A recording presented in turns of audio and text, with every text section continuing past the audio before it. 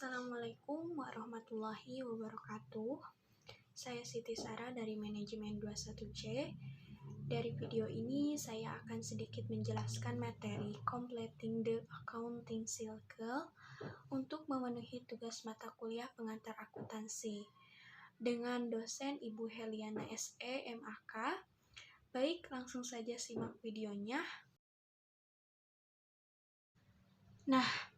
Neraca lajur atau yang sering kita kenal dengan kertas kerja adalah sebuah laporan yang terdiri dari beberapa kolom, di mana kolom tersebut berisi informasi data akuntansi yang akan digunakan dalam proses pembuatan laporan keuangan.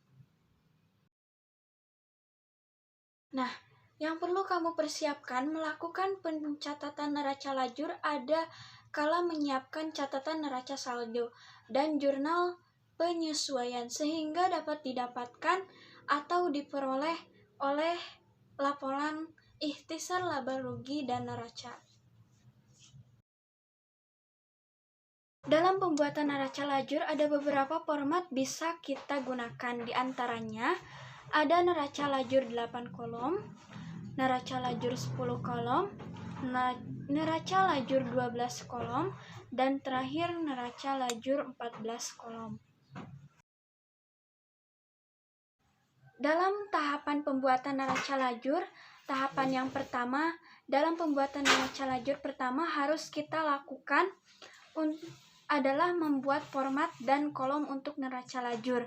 Di mana pada baris pertama di tahapan ini kita harus menuliskan nama dari perusahaan tersebut, kemudian di baris keduanya kita tuliskan judulnya neraca lajur. Pencatatannya, sedangkan untuk kolom yang harus kita buat adalah sebanyak 7 kolom. Di mana 7 kolom ini, yang pertama kolom untuk no akun, kolom yang kedua untuk nama akun, yang ketiga neraca saldo, kemudian yang keempat jurnal penyesuaian, yang kelima untuk neraca saldo disesuaikan, yang keenam untuk neraca akhir, dan yang terakhir yang ketujuh untuk kolom laba rugi. Di mana dari kolom neraca saldo sampai dengan kolom laba rugi kita harus dibagi menjadi dua sisi yang menunjukkan sisi debit dan sisi kredit. Tahapan yang kedua yang harus kita lakukan memasukkan data dari neraca saldo dan jurnal penyesuaian. Dalam tahapan ini hal yang harus kita lakukan adalah mengisi kolom-kolom yang sudah kita buat tadi, mulai dari no akun, nama akun, dan neraca saldo. Untuk kolom neraca saldo ini, kita bisa langsung pindahkan saja dari neraca saldo yang sudah kita buat sebelumnya. Selanjutnya neraca saldo sudah terisi, baru kita pindah kolom jurnal penyesuaian. Begitu juga sama kolom ini kita pindahkan saja dari jurnal penyesuaian yang sudah kita buat sebelumnya. Tahapan yang ketiga adalah tahapan menghitung saldo yang telah disesuaikan atau mengisi kolom neraca saldo disesuaikan.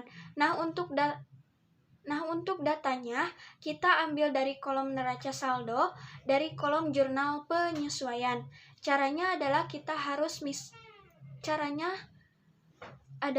harus menjumlahkan jika ada sisi yang sama. Misalkan di neraca saldo di sisi debit dan di jurnal penyesuaiannya juga di sisi debitnya itu harus dijumlahkan. Tetapi ketika sisinya berbeda, misalkan di neraca saldo sisinya debit dan jurnal penyesuaian itu kredit, ataupun sebaliknya, maka itu harus dikurangkan. Barulah kita isikan data yang sudah kita peroleh ke neraca saldo disesuaikan. Untuk tahap yang terakhir kita harus mengisi dan menghitung kolom laporan keuangan, di mana kolom laporan keuangan ini terdiri dari kolom neraca akhir dan kolom laba rugi. Untuk kolom neraca akhir itu untuk kelompok harta kewajiban dan ekuitas, sedangkan untuk kolom laba rugi kita isikan kelompok pendapatan dan beban. Kita pindahkan saja dari kolom neraca saldo disesuaikan.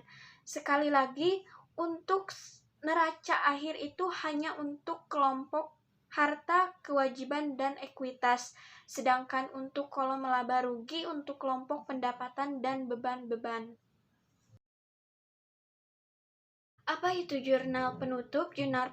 Jurnal penutup adalah jurnal yang dibuat pada akhir periode akuntansi untuk menutup akun-akun nominal sementara. Nah, jurnal penutup ini digunakan untuk menutup beberapa akun yang diantaranya pendapatan, beban, ikhtisar laba rugi, dan briefing. Selanjutnya, tahapan dalam pembuatan jurnal penutup ada 4 tahapan. Yang pertama, untuk menutup pendapat perkiraan di kolom atau di sisi debitnya. Kita tuliskan pendapatan, kemudian di sisi kreditnya akan dituliskan ikhtisar laba rugi. Nah, ini diambil dari pendapatan yang ada di kertas kerja pada kolom laba rugi. Kemudian, yang kedua, untuk menutup perkiraan biaya. Di sisi debitnya, kita tuliskan ikhtisar laba rugi, dan di sisi kreditnya, kita tuliskan beban. Ini pun sama dengan poin 1, yaitu diambil dari kertas kerja pada laporan atau pada kolom laba rugi. Selanjutnya, tahapan untuk menutup laba rugi. Ketika laba di sisi debitnya kita tuliskan laba rugi dan kredit dituliskan modal. Sedangkan ketika rugi di sisi debitnya tuliskan modal dan sisi kreditnya kita tuliskan ikhtisar laba rugi. Nah, untuk poin ketiga ini kita ambil data dari selisih yang terdapat dari kertas kerja. Yang terakhir yaitu untuk menutup perkiraan briefing.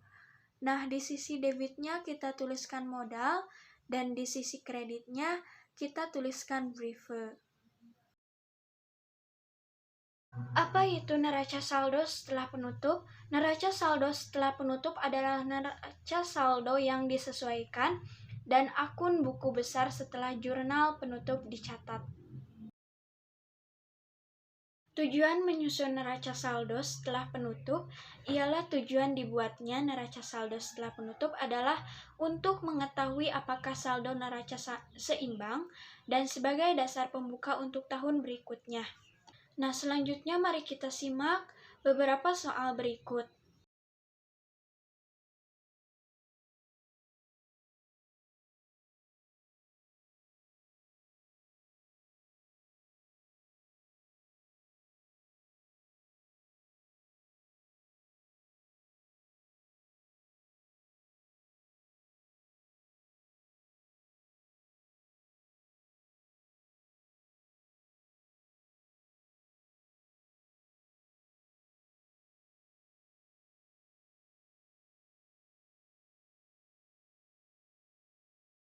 Baik, sekian dari video saya. Semoga bermanfaat untuk teman-teman semua. Kurang lebihnya mohon maaf. Wassalamualaikum warahmatullahi wabarakatuh.